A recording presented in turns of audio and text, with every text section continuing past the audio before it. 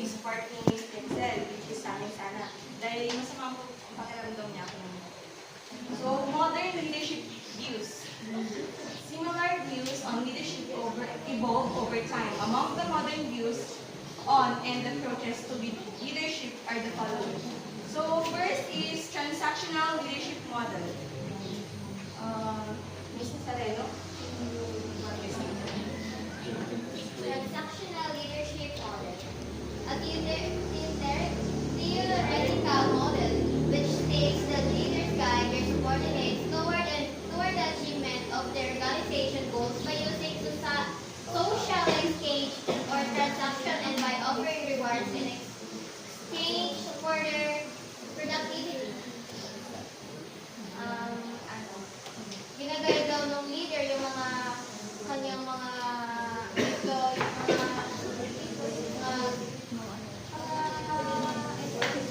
subordinates para ma-achieve nila yung goal nila.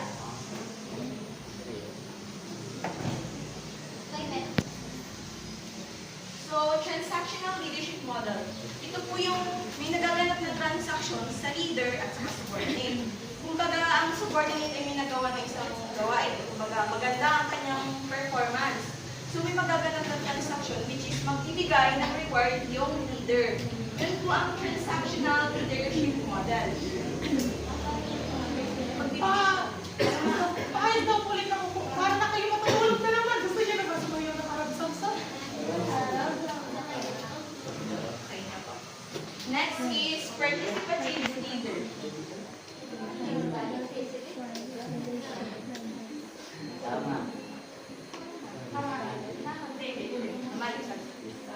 Transformational leadership model. Mr. Uri, can you? Transformational leadership. A view that develops from transactional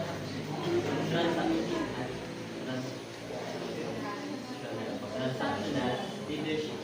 It states that leaders inspire or transform followers to achieve extraordinary outcomes. Through their leadership, they are able to inspire followers to exert extra effort to achieve goals.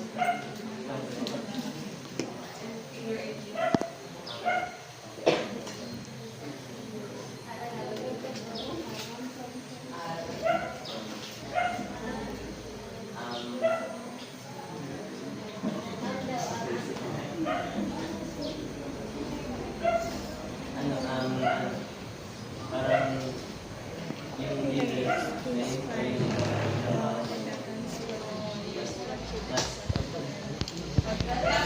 So, connected po siya sa transactional leadership. Kung sa transaction po, may nagaganap na sa leader at subordinate, nagbibigay ng reward yung leader kapag maganda yung performance ng subordinate.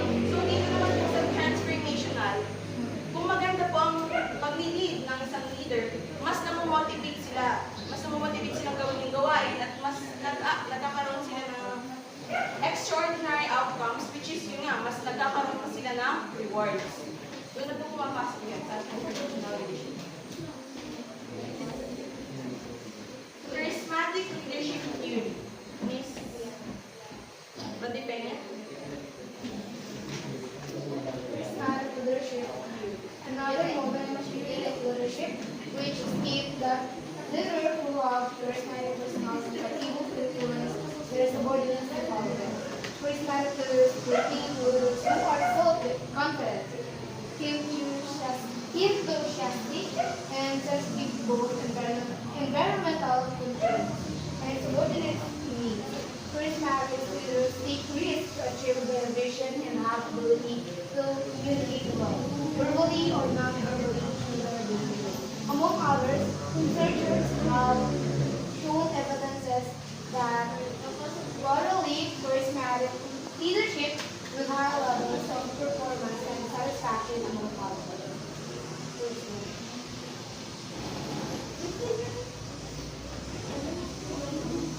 Kumbaga, if yung charismatic leadership theory is, able to influence their subordinates sa follower. Kumbaga, parang may authority siya na parang may process para mapasunod. So, charismatic leadership theory, connected rin po siya sa transformational. Kumbaga, nakaka-influensya. Si Jonash, as an example, may charisma siya. Sa personality pa lang niya, hindi tayo, kumbaga, sa personalidad pa lang niya, nahihikayat na tayo, na-influensya na tayo na maging good leader. Kumbaga, doon mo pumapasok yung charismatic leadership theory. Dahil sa personalidad niya, nahihikayat tayo, mga EBM, na mag-persuade upang matching yung goals natin. Di ba, maging honor, maging good leader. So, dyan po pumapasok yun. Next po. Visionary leadership theory. Mr. Rabuyo. Visionary leadership theory is a theory which states that leaders are able to make their subordinates follow because of their ability to care and articulate or credible and attractive that may improve their present position or circumstances. Vision that are clearly explained are easily grasped and accepted by subordinates, followers, keeping them high energy from So, visionary leadership theory. Dito po pumapasok yung mga visions that are clearly explained and are easily grasped and accepted by subordinates. Siyempre, ang layunin nyo dapat is malinaw. Malinaw dapat ang goal nyo. Kumbaga, pag malinaw yung goal nyo, mas malinaw yung tatahakin ng subordinates nyo. Dito na ipapaliwanag ng maayos kung ano ba yung goals nyo. Dapat malinaw yung vision nyo. Pasensya na sa mga explanation ko kasi hindi ko na kasi papabain kasi papatapusin na. Medyo Team leadership theory.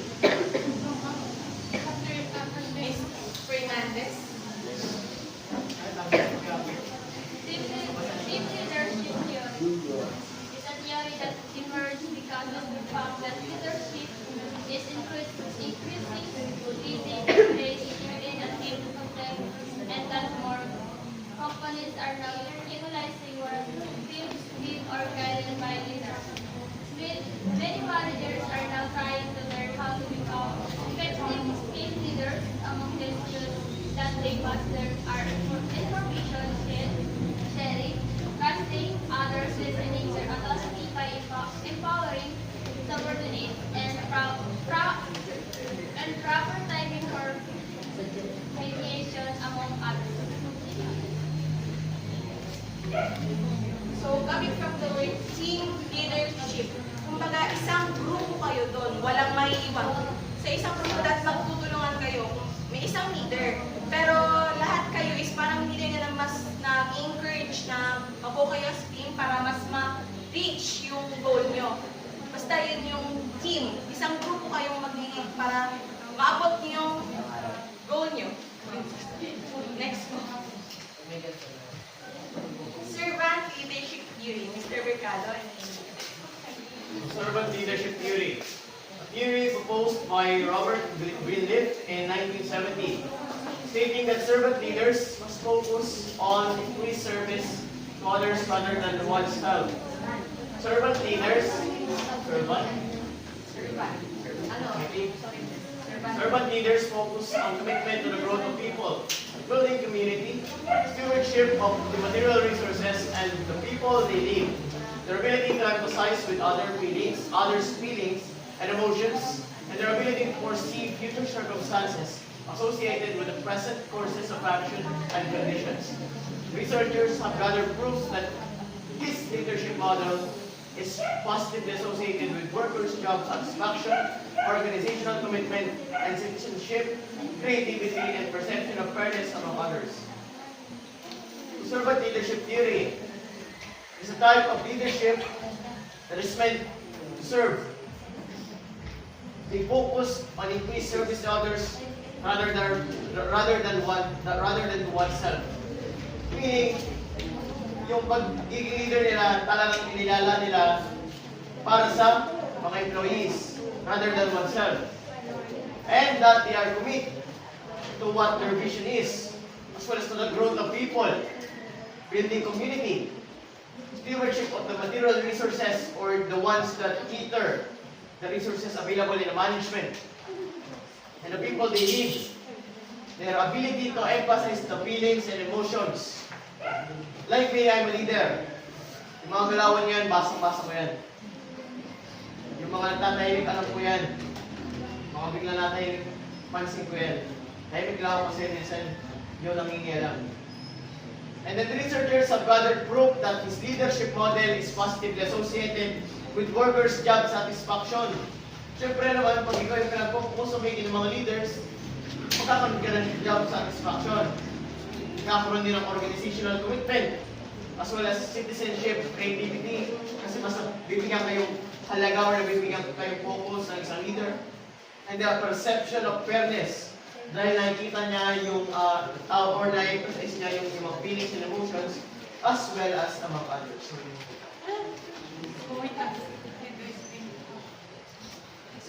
So, in short po, ang servant leadership theories po is yung leader mas inuuna ang kapakanan ng kanyang subordinates. Yun lang po yun. Yun lang po yung ibig sabihin nun. Yung Pinaisip ko lang press. ang ibig focus lang po sa theory sa kapakanan ng mga kanyang mga magagawa. Halimbawa po, sa hospital, JSPA, kung doon nag-lindol, siyempre inauna mo yung pasyente kaysa sa sarili mo. Kahit pagkulong ka ng paa. Ha? Hindi ka kasi, siyempre, mas priority mo yung iba. Ay, narupag kami na ako kayo.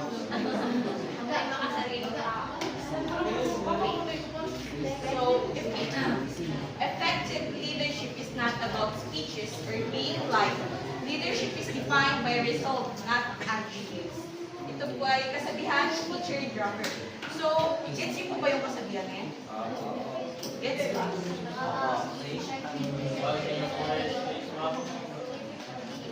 Effective leadership is not about speeches or being right. Leadership is defined by results, not attitudes. Yes, may pagkakita. Community.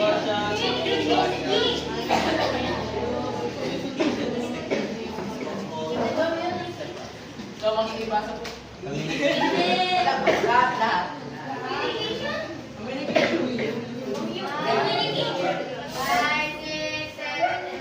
Communication is the exchange of information and understanding.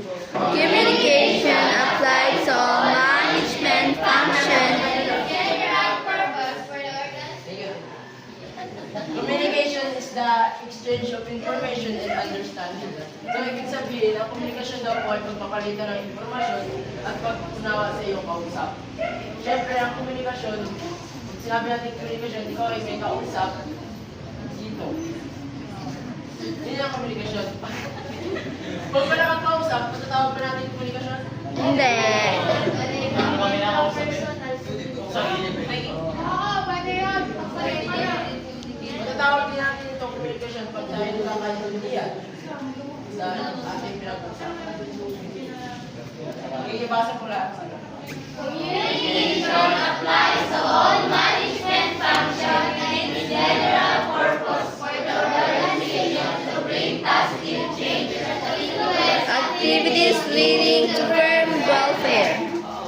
So, lahat daw po ng parte ng management function, kaya ng planning, organizing, staffing, directing, and controlling, ginagamitan ng komunikasyon.